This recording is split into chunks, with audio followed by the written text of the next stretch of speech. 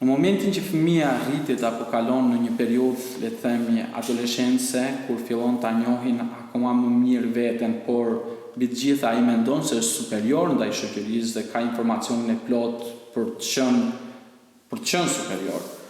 Ajo çka ndodh është që ne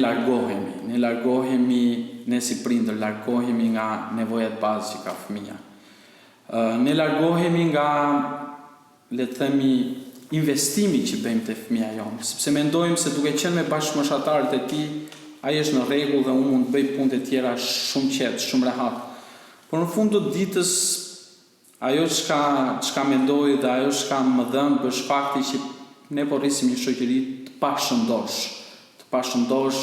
jo fizikisht, por të pashëndosh për të shërbyer komunitetit, për të shërbyer shoqërisë në një mënyrë efektive dhe të mbarti në vetveta vlera dhe parime shumë të forta që të shërbejnë jo vetëm atyre, por brezave në vijim.